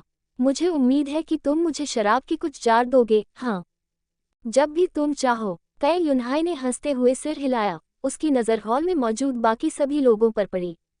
मैं जनरल कई को उनकी सफलता के लिए बधाई देता हूँ, सू मिंग ने आधी सूखी मुस्कान के साथ कहा। मुझे उम्मीद है कि नानहाई शहर के लोग न्याय के इस नए प्रकाश स्तंभ की सराहना करेंगे। वे करेंगे, सिटी लॉर्ड सू, तय युनहाई ने सिर हिलाया। चूंकि सब कुछ खत्म हो गया है, इसलिए हम विदा लेते हैं। शेन लियान का चेहरा ठंडा था क्योंकि वह अपने आदमियों को लेकर चला गया था। हम भी जा रहे हैं। नियू चाओ ने पीछे मुड़ते हुए नाक भान सिकुड़ी। चाचा नियू, कृपया रुकें, जिया हाओ ने अचानक पुकारा, जिससे नियू चाओ रुक गया। मुझे उम्मीद है कि आप मेरे अच्छे भाई नियू लुओ को संदेश देंगे। जिया हाओ मुस्कुराया। अगर वह मुझसे निपटना चाहता है तो कायरों की तरह लोगों को भेजने के बजाय व्यक्तिगत रूप से आना बेहतर है। क्या? तय युनहाई की आंखें ठंडी हो गईं जब उसने जिया हाओ के शब्दों के पीछे के निहितार्थ को समझा। इसका क्या मतलब है, नियू चाओ? तय युनहाई की अभिव्यक्ति बदल गई जब उसने महसूस किया कि नियू चाओ ने उसे मारने का इरादा किया था। क्या मतलब है तुम्हारा? मुझे कुछ नहीं पता। लानत है, वह छोटा सा कमीना। उसने कल इस जिया हाओ के बारे में बहुत गुस्सा दिखाया। मुझे लगा कि वह होशियारी से काम करेगा, लेकिन न केवल वह अच्छा और स्वस्थ है, बल्कि वह ये भी जानता है कि उस पर किसने हमला किया। नियू चाओ ने अपने दिल को कोसा। नियू चाओ, मुझे परवाह नहीं कि तुम मेरे साथ क्या करते हो, लेकिन अगर तुमने मेरे परिवार की तरफ देखने की हिम्मत की। तय युनहाई की उंगलियां उसकी तलवार की मूठ पर रगड़ने लगीं। नियू परिवार को कई परिवार के क्रोध का सामना करना पड़ेगा। कई युनहाई, क्या तुम्हें नहीं लगता कि तुम हमारे नियू परिवार को डरा सकते हो? तय युनहाई की बात सुनते ही नियू चाओ की आंखें सिकुड़ गईं। तुम्हें ऐसा ही करना चाहिए, नियू चाओ। तुम अभी केवल पैट्रियार्क कई को देख रहे हो। मुझे उम्मीद है कि तुम सिल्वर लाइटनिंग कैवेलरी के जनरल को कभी नहीं देख पाओगे, जिसने दक्षिणी सीमाओं पर युद्ध लड़ा था। तय युनहाई ने पीछे मुड़ते ही ठंडी हंसी हंसी। सब ठीक है ससुर जी, बस कुछ परेशान करने वाले कीड़े हैं। आपको उनके बारे में चिंता करने की जरूरत नहीं है। जिया हाओ ने अपने हाथ हिलाए। उसने ऋषि की दिव्य आंखों का इस्तेमाल सभी की प्रोफाइल देखने के लिए किया। हालांकि जब उसने वो किंगशू के पैनल को देखा तो उसकी आंखों में एक चमकीली किरण चमक उठी। नाम वो किंगशू, आयु 59, टिप्पणी दिव्य मार्शल हॉल के पर्यवेक्षकों में से एक, क्रिम्सन क्यूई के साथ इनेट मास्टर दायरे का निचला चरण, हाल ही का भविष्य बिंदु। 3 दिन बाद उसे हेनान में गद्दारों के एक समूह का ठिकाना मिल जाएगा। हालांकि मुख्य अपराधी एक दिन पहले ही भाग गया था, जिससे उसे निराशा के अलावा कुछ नहीं मिला। बाद में उसे सम्राट द्वारा फटकार भी मिली। मुझे लगता है कि वो किंगशू यहाँ केवल सिटी मजिस्ट्रेट के चयन के लिए नहीं आया था, वह यहाँ किसी और चीज़ के लिए आया है। अगर वह सम्राट के करीब है तो इसका मतलब है कि उसके पास भी काफ़ी शक्ति और अधिकार है। अगर मैं उसकी मदद करता हूँ, मिस्टर वू, क्या मैं आपसे बात कर सकता हूँ? जिया हाओ हल्की मुस्कान के साथ वो किंगशू की ओर चला गया। हो, क्या आप कई युनहाई के दामाद नहीं हैं? बोलो, तुम क्या चाहते हो? वो किंगशू ने उसे कुछ दिलचस्पी से देखा। मिस्टर वू, मैं बस ये जानना चाहता था कि हमें मूनलाइट रेपिस्ट के सिर पर इनाम कब मिलेगा? जिया हाओ ने ठहाका लगाया। हाँ, तुम्हें इनाम की चिंता है। चिंता मत करो बेटा, ये कुछ दिनों में आ जाना चाहिए। वो किंगशू ने ठहाका लगाया। मूनलाइट रेपिस्ट के सुराग ढूंढते हुए मैं एक और चीज पर भी ठोकर खाई। यह अजीब लोगों का एक समूह था। वे कुछ अजीब चीजों के बारे में भी बात कर रहे थे, जैसे कुछ संदिग्ध सौदे। जिया हाओ ने अपनी ठुड्डी को रगड़ते हुए बुदबुदाया। क्या तुम्हें यकीन है? ये सुनते ही वो किंगशू की आंखें सिकुड़ गईं। क्या तुम्हें पता है कि वे कहाँ गए? शायद, जिया हाओ ने हल्की मुस्कान के साथ कहा। मुझे लगता है कि मैंने उनके ठिकाने के बारे में सुना है। वे ये भी बात कर रहे थे कि उनके नेता कल कैसे प्रस्थान करेंगे। सच में? वो किंगशू की आंखें चमक उठी और वह जिया हाओ के पास गया। जिया हाओ, मुझे सब कुछ बताओ। यह मेरे लिए महत्वपूर्ण जानकारी हो सकती है। ऐसा नहीं है कि मैं तुम्हें बताना नहीं चाहता, मिस्टर वू। हालांकि मैं थोड़ी परेशानी में हूँ। मुझे आश्चर्य है कि क्या मिस्टर वू मेरी मदद कर सकते हैं। क्या तुम मुझसे जबरन वसूली करने की कोशिश कर रहे हो? जिया हाओ को देखते ही वो किंगशू की आंखें सिकुड़ गईं। मेरे जैसा कमजोर विद्वान तुमसे कैसे जबरन वसूली कर सकता है, मिस्टर वू? जिया हाओ ने एक कदम पीछे हटते हुए जल्दी से अपना सिर हिलाया। मैं बस थोड़ी सी मदद चाहता हूँ। और उसके बदले में मिस्टर वू को कुछ मूल्यवान जानकारी मिलेगी। और मुझे उम्मीद है कि आपने कई परिवार के नेटवर्क के सबूत पहले ही देख लिए होंगे।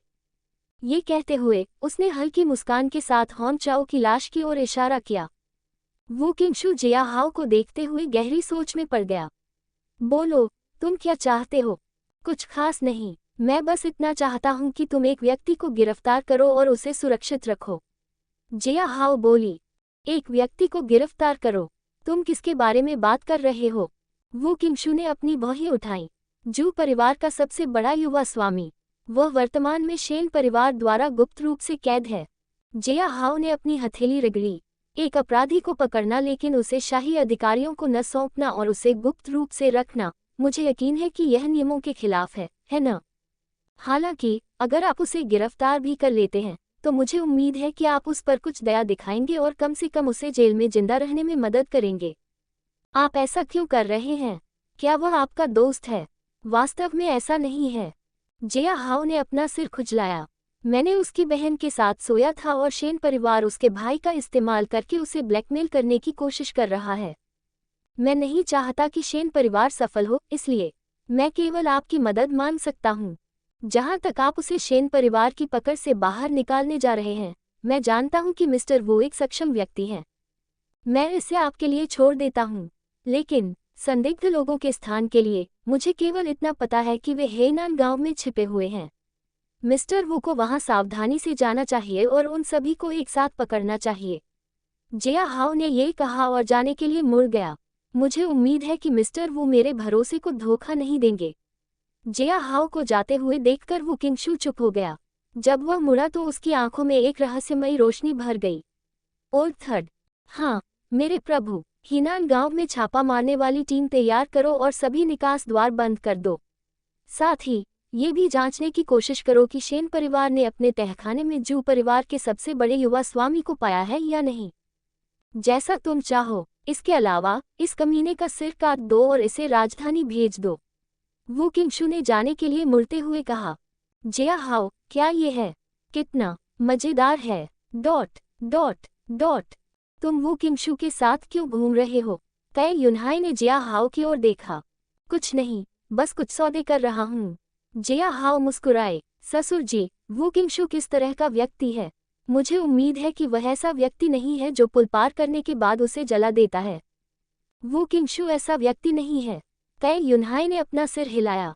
वह मुख्य रूप से महामहिम के आदेशों पर ध्यान केंद्रित करता है, और यदि आप किसी महत्वपूर्ण कार्य में मदद करते हैं तो वह आपका उपकार चुकाने की पूरी कोशिश भी करेगा।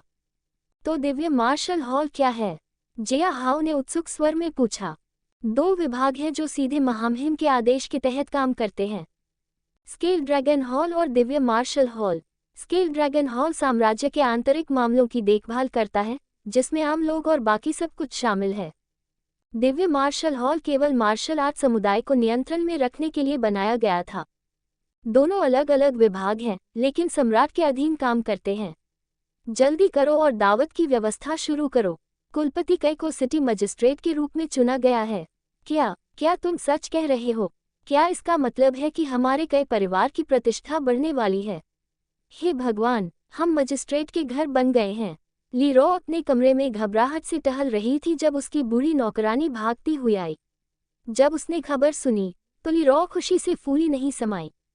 क्या तुम सच कह रही हो? हाँ लेडी ली, मुझे उस सैनिक से खबर मिली है जो पैट्रियार्क के साथ गया था। हाँ, अच्छा, बहुत अच्छा। लीरो ने हाथ हिलाते हुए हंसी। प्रत्येक नौकर को 50 टैल सोना दो और उन्हें घर सजाने के लिए कहो। हमें उनका उचित तरीके से स्वागत करना चाहिए। जब मिनमिन ने कहे यिक्सु को जवाब दिया तो वह राहत की सांस लेने से खुद को रोक नहीं पाई। आखिरकार एक अच्छी खबर। जल्दी करो और मेरी बहन को एक पत्र लिखो, वह अधीर हो रही होगी। हाँ, युवा महिला। मिनमिन मुस्कुराए। मैंने सुना है कि दामाद ने मूनलाइट रेपिस्ट को पकड़ने में बहुत अच्छा काम किया है। उसने उससे लड़ाई भी की। क्या उसने उससे लड़ाई की? तय यिक्सु के चेहरे पर ठंडक आ गई और वह अपने नाखून काटने लगी। लानत है, मैंने उससे कहा था कि वह किसी भी खतरनाक काम में शामिल न हो। वह मेरी बात क्यों नहीं सुनता? हे यंग मिस अपने पति के बारे में चिंतित है। बह, किसने कहा? कई इक्सू अपनी सामान्य मुद्रा में लौट आए। उसने दूर देखते हुए अपना व्यवहार बदला। मुझे बस डर था कि अगर उसे चोट लगी तो हमारा कई परिवार एक योग्य व्यक्ति खो देगा। युवा मिस, तुम एक बहुत बड़ी झूठी हो, तुम्हें पता है न? मिनमिन, मुझे लगता है मुझे तुम्हारी गुदगुदी की सजा बढ़ानी होगी। मिनमिन का शरीर झटके से हिल गया और वह बिजली की गति से कुछ कदम पीछे हट गई। इसकी कोई ज़रूरत नहीं है युवा मिस, मुझे वापस जाकर दूसरा काम करना है। ये लड़की, कई इक्सू ने एक हल्की मुस्कान दी और टेबल के सामने बैठकर अपने सुलेख कौशल का अभ्यास किया। उसने वास्तव में अपने कौशल को बहुत अच्छी तरह से छिपाया है। जब कई यूनहाई और जिया हाओ हवेली में वापस आए तो कई परिवार में सभी ने उनका स्वागत किया, जिससे उन्हें लगा कि वे युद्ध जीतकर लौटे हैं। ठीक है, सभी लोग शांत हो जाओ, कई यूनहाई ने अपने हाथ हिलाए, जिससे सभी चुप हो गए। ये सच है कि हमारे कई परिवार ने महामहिम द्वारा दिया गया कार्य पूरा कर लिया है। हालांकि भविष्य में हमारे परिवार की स्थिति चाहे कितनी भी ऊंची क्यों न हो जाए, मुझे उम्मीद है कि आप सभी महामहिम द्वारा स्थापित कानून और धार्मिकता के मार्ग पर चलेंगे। कई यूनहाई के शब्दों को सुनकर सभी ने जयकारे लगाए। पैट्रियार्क कई की जय हो। अपने आंगन में लौटते हुए जिया हाओ खुद को हंसने से नहीं रोक पाया। पत्नी, क्या तुम अपने पति का स्वागत नहीं करोगी? तुम तो आखिरकार वापस आने वाली थी। मैं तुम्हें खास तौर पर क्यों बधाई दूं? कई इक्सू ने अपना सिर उठाया और जिया हाओ की ओर देखा। ओह, तुम्हारे पति ने इतना शानदार काम किया, फिर भी तुम अभी भी उसके प्रति उदासीन व्यवहार कर रही हो। जिया हाओ ने मुंह बनाया। बंद करो, तुम अकेले ही उस मूनलाइट रेपिस्ट से लड़ने क्यों गई? कई इक्सू ने हल्के गुस्से से पूछा। हे पत्नी, तुम मेरे बारे में चिंतित थी। बह, कौन तुम्हारे बारे में चिंतित है? कई इक्सू ने अपने होंठ सिकुड़े। मैं बस सोच रहा था कि 9वें चरण के शारीरिक सुदृढ़ीकरण क्षेत्र की ताकत से प्रभावित होने के बावजूद इतने शक्तिशाली व्यक्ति को चुनौती देना आपके लिए कितना बेतुका है। भले ही वह घायल हो गया हो, आपको उससे लड़ने की जरूरत नहीं थी। आप मर सकते थे। अच्छा, किसने कहा कि मैं अभी भी शारीरिक सुदृढ़ीकरण क्षेत्र के 9वें चरण में हूँ? जिया हाओ ने मुस्कुराते हुए उत्तर दिया। हाँ, कई इक्सू ने जिया हाओ की ओर देखा, लेकिन फिर जब उसे समझ में आया कि जिया हाओ के शब्दों का क्या मतलब है, तो उसकी आंखें सिकुड़ गईं। तुम किस बारे में बात कर रहे हो? क्या तुम निश्चित हो? मुझे नहीं पता, मैंने अभी तक अपनी ताकत को ठीक से नहीं मापा है। जिया हाओ ने कंधे उचका दिए। थोड़ा रुको। कई इक्सू खड़ी हो गई और जल्दी से बाहर चली गई। कुछ क्षणों के बाद वह वापस लौटी और जिया हाओ से प्रशिक्षण यार्ड में उसके साथ चलने के लिए कहा। वह काय के रंग का पत्थर देख रहे हो? ये गहरा छेनी है, कई इक्सू ने समझाया। यह एक भारी और घना पत्थर है। केवल निम्न स्तर के गहन जागृति क्षेत्र और उससे ऊपर के स्तर के लोग ही इसे अपनी ताकत से चकनाचूर कर सकते हैं। आप इसे आजमाकर क्यों नहीं देखते? अगर आप इसे चकनाचूर कर सकते हैं तो हम जान जाएंगे कि आपके पास गहन जागृति क्षेत्र के अभ्यासी की ताकत है। जिया हाओ ने अपनी आस्तीनें ऊपर चढ़ाते हुए छेनी की ओर देखा। ऐसा नहीं है कि मैं यह नहीं करना चाहता, लेकिन पत्नी, आपको मुझे कुछ इनाम देने का वादा करना होगा। आप क्या चाहते हैं? हम किस करें? नहीं, जिया हाओ ने हार नहीं मानी क्योंकि उसे ऐसी प्रतिक्रिया की उम्मीद थी। तो फिर थोड़ा प्यार भरा आलिंगन। यह, कई इक्सू ने ये सुनकर हकलाते हुए कहा। केवल कमरे के अंदर। हे, जिया हाओ ने छेनी की ओर चलते हुए मुस्कुराया। अपनी मुट्ठी को ऊपर उठाते हुए उसने धीरे धीरे अपनी मुट्ठी में सारी ऊर्जा इकट्ठी की और अपने स्वर्णिम अर्हत वज्र शरीर कला को सक्रिय किया। क्लींजिंग पाम, तारांकन बूम, तारांकन। जिया हाओ को केवल एक हल्का सा डंक महसूस हुआ क्योंकि उसकी हथेली ने छेनी को चकनाचूर कर दिया, जिससे वह जमीन पर गिर गया। कई इक्सू की आंखें चौड़ी हो गईं जब उसने ये देखा। ये है, क्या आपके पास वास्तव में गहन जागृति क्षेत्र की शक्ति है? वह पूरी तरह से अचंभित थी, क्योंकि वह जानती थी कि यह असंभव होना चाहिए। जब वह पहली बार जिया हाओ से मिली तो उसे लगा कि वह एक साधारण युवक है जिसके शरीर में आंतरिक क्यूई का कोई निशान नहीं है। क्रिम्सन विगोर पिल और बॉडी टेम्परिंग पिल्स खाने के बावजूद उसकी ताकत बॉडी स्ट्रेंथनिंग क्षेत्र के 9वें चरण में ही रहनी चाहिए थी। हालांकि उसने वास्तव में इतने कम दिनों में अपनी ताकत बढ़ा ली, एक नश्वर विद्वान की तरह कमजोर से लेकर गहन जागृति क्षेत्र के अभ्यासी की ताकत तक। ये कैसे संभव है? क्या वह शुरू से ही अपनी ताकत छिपा रहा था? नहीं, अगर ऐसा होता तो पिताजी को पहले ही पता चल जाता। क्या इसका मतलब यह है कि उसने एक हफ्ते में ही अपनी ताकत बढ़ा ली? क्या उसे कोई प्राकृतिक स्वर्गीय खजाना मिल गया, या वह एक राक्षस है? उस पल काइलिक्सू को एहसास हुआ कि उसे नीरस होना चाहिए था और साधारण वैवाहिक जीवन अब नीरस नहीं रहने वाला था। जब वह अचंभित खड़ी थी तो उसने अचानक महसूस किया कि कोई हाथ उसकी कमर को कस रहा है। होश में आते ही काइलिक्सू को एहसास हुआ कि वह जिया हाओ की बाहों में है। यो, तुम क्या कर रहे हो? काइलिक्सू ने संघर्ष किया क्योंकि उसके गाल लाल हो गए थे। क्या? मुझे लगा कि तुमने अपनी अनुमति दे दी है। जिया हाओ ने अपनी भौहें चंचलता से उठाईं। मैंने कहा, कमरे के अंदर। हे बीवी, यहाँ कोई नहीं है। तो क्या इससे कोई फर्क पड़ता है? जिया हाओ ने मुस्कुराते हुए काइलिक्सू को कसकर गले लगाया, उसके कोमल गद्देदार शरीर को अपनी बाहों में महसूस किया। था ये पहले से ही पर्याप्त है एडी, तुम्हें मुझे जाने देना चाहिए। आह! काइलिक्सू का शरीर बिजली की तरह चमक उठा जब उसने महसूस किया कि जिया हाओ उसकी गर्दन पर हल्का सा चुंबन दे रही है। यह एक झंझनाहट की तरह था जिससे उसका शरीर कांप उठा। यो यंग लेडी, मिनमिन की आवाज़ सुनकर जिया हाओ और काइलिक्सू दोनों ही डर गए। काइलिक्सू ने अपनी पूरी ताकत जुटाई और जिया हाओ को दूर धकेल दिया। बदमाश, एक बार और मैं तुम्हें हरा दूंगी। काइलिक्सू घबरा गई और चिल्लाने लगी, जिससे वह बहुत प्यारी लग रही थी। ये प्यारा जीव क्या है? मिनमिन को देखते हुए जिया हाओ ने खुद को संभाला। तुम हमेशा गलत समय पर क्यों आती हो मिनमिन? हम्फ, तुम्हें मेरी मिस इन का फायदा उठाने के लिए किसने कहा? खुलेआम। मिनमिन ने थूक दिया क्योंकि वह भी घबरा गई थी। हे मिनमिन, क्या तुम जानती हो कि शादी के बाद नौकरानियां भी महिला के पति की संपत्ति बन जाती हैं? जिया हाओ ने एक दुष्ट मुस्कान दी। मिनमिन घबरा गई क्योंकि उसने कल्पना की कि कैसे काइलिक्सू एक शाम के लिए अनुपस्थित होगी, इसलिए उसका धूर्त युवा भगवान जिया उसके छोटे शरीर पर अपना प्रभुत्व जमाएगा। क्या? तुम ऐसा नहीं कर सकती। मिनमिन ने अपनी आंखें बंद कर ली और उसका शरीर हिलने लगा, जिससे वह पसीने से तर हो गई और तुरंत घबरा गई। ये देखकर काइलिक्सू का चेहरा ठंडा हो गया। ओह, तुम मिनमिन चाहती हो? पत्नी, तुमने गलत समझा।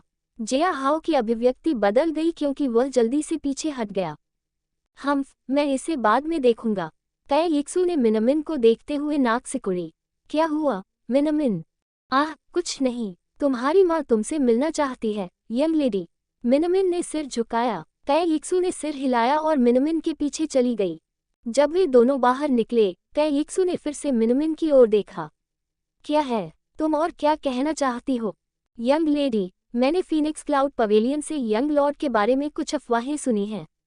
मिनमिन ने इधर उधर देखा और अपनी आवाज़ कम कर ली। कौन सी अफवाहें? Young Lord Phoenix cloud pavilion में रात बिता रहे हैं। मिनमिन ने जवाब दिया। मेरा मतलब है, उस तरह की रात बिताना। इससे मेरा कोई लेना देना नहीं है। काइलिक्सू ने हल्के से नाक सिकुड़ी, लेकिन फिर एक पल के बाद उसने धीमी आवाज़ में पूछा, कौन है? जू चेनलान, फीनिक्स क्लाउड पवेलियन के 3 फूलों में सबसे छोटी। मिनमिन ने अपने होंठ सिकुड़े। ऐसा कहा जाता है कि उसने केवल अपने कौशल बेचे, अपना शरीर नहीं। हालांकि यंग लॉर्ड के उसके बॉडियर में प्रवेश करने के बाद मैंने सुना कि अगली सुबह जू चेनलान चल नहीं पा रही थी। सच में एक बदमाश कमीना। काइलिक्सू ने जल्दी से भागते हुए कहा। ठीक है, यंग लॉर्ड में निश्चित रूप से ऐसा करने की क्षमता है। मिनमिन ने अपने होठों को चटकाया क्योंकि उसे जिया हाओ के नग्न शरीर को देखना याद आया। तुम आज रात उसके पास क्यों नहीं जाती? मुझे संदेह है कि वह तुम्हें मना करेगा। यो यंग लेडी, मेरा यह मतलब नहीं है। मिनमिन ने खट्टी आवाज में जवाब दिया। ये लड़की